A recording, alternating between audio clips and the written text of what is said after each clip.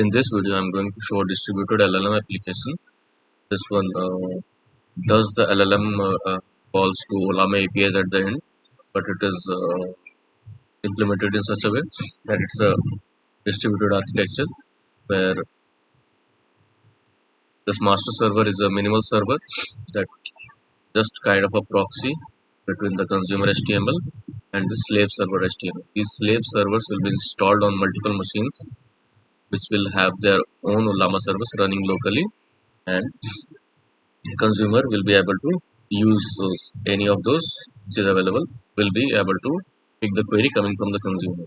And master is just like a proxy or router, whatever we can say. So this diagram shows all the API calls that is happening in this application. So for example, consumer starts with a query. Consumer is a web page where chat like interface is there. There will be just one text box for entering the query prompt that is entered, and on sending the prompt, it calls the /query API of this master-server.js file, and in that the query will be present in the payload. So it's a post request. Now this master server, what it does to that request is it pushes that request into a queue. So next time after submitting the query, gets a transaction ID. Next time it will call this API that is also implemented in the master server.js with the transaction ID. So whatever transaction ID this master server returned as the response of this call, using that transaction ID, it will do another get call, is query results available. So what it will do, it just checks another map where the key is the transaction ID and checks whether that particular transaction ID has a result available or not. Now how that result comes is these slave servers. So there will be multiple slave servers, each calling these two endpoints of the master server.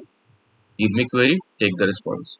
So for example, there is one slave that started calling the /give me query of this master server.js. What it will do, it will check the queue where this query was submitted from the consumer.html, and if there is a query, it will return in the response of give me query. Slave server will get that. Next time, not next time, after getting the query, it will call the ollama API to get the response from the LLM that is running in this machine locally. Now that response, after it gets a response from ollama, it calls another endpoint of this master server, that is take the response. That calls take the response with the response that came from ollama to the master server. Master server puts the response in the map that we discussed earlier, mapped by the transaction ID. So this consumer is again and again calling this is query result available with the transaction ID. So as soon as the response from slave server is available, to return it to the consumer. So the benefit of this architecture is this master server will be deployed to in AWS or any cloud infrastructure. So this is a minimal server, just kind of a routing, and all the job that it is doing is putting the request coming in into a queue, generating a transaction ID, sending that back, checking a map where the transaction ID status is available or not. That's all this master server.js is doing. So this will be minimal. So in EC2, you're deploying it in AWS. This will be a basic Q2 micro instance type. So with that itself you can do. So it will be cost effective, as you can choose a very minimal server for instance type, and then this slave server. These are the local machines. These are not deployed to AWS. So if your friend is having a machine with GPU, they can run ollama in their local, and slave server can be calling the endpoint of that EC2 instance. So this part is completely in local.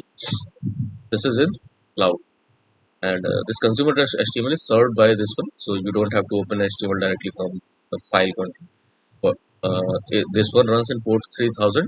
So if you just hit the /path, that will default give you the consumer.html from which you can just enter the query in the UI, and it will call this first query API, and then repeatedly this is query result available. So this is the idea. Let me show some part of the code. Completely it will be available in the Git, so I will be sharing the link in the description. So this is the repo. I have read the code that I have done till now. This is the slave server. This is the ollama URL.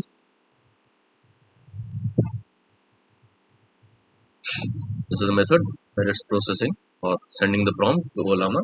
Ollama has this API slash generate that it calls. This is also shown in the diagram. API slash generate that is calling to the ollama. This is our consumer. Check by the fetch. See there are fetches happening. One is with query results available, which it is doing multiple times, and another is the query, which it is doing when a click is done. This one you can see the check result is being called again and again with the set timeout. Now master, this has all the 4 APIs that we saw in this diagram. So give me query, take the response, is query result available, query. So starting with the query, this is where prompt comes. Give me the query. This is the slave calls, take the response. This again the slave calls by returning the response. Is query result available? This is the one that UI is calling again and again after sending a prompt. And this is the default path where the consumer.html is returned. So let me start this.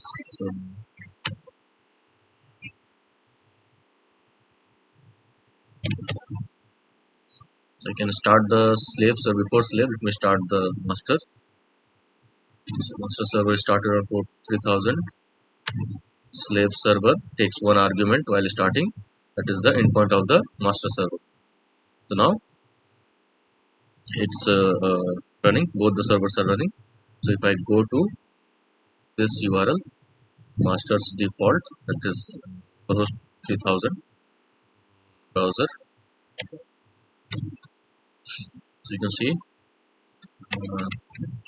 writer code to run SQL query.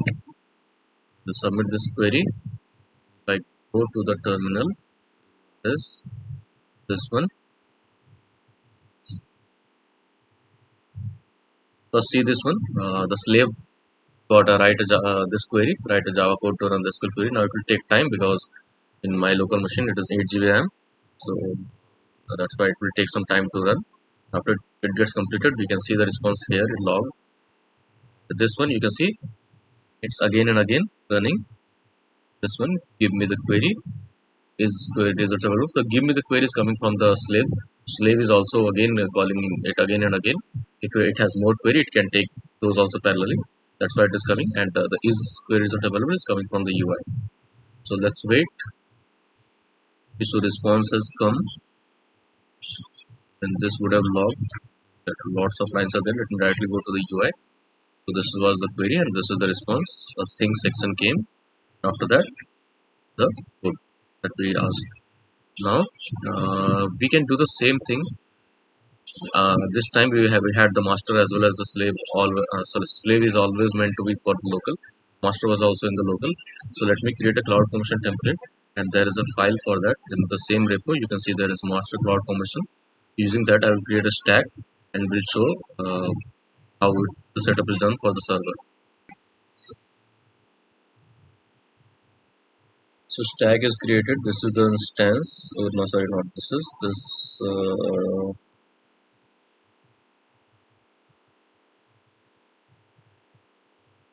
This is the instance in the resource tab. This is the running one. I will take its public IP, and in the public IP, this UI will be run. Sorry, not public IP. Public IP colon 3000. So that's the port where the UI application runs. So here this will not work directly because it will try to call localhost. Then again it will be hitting my local instance. So this one I have to change to the public IP of the instance like this. I have stopped the master server and I'm giving the IP of the EC2 instance here. We submit this call. You can see the call is going to the EC2 instance IP. And the same way the response came for this as well. The setup is same, just that we have moved the master to AWS.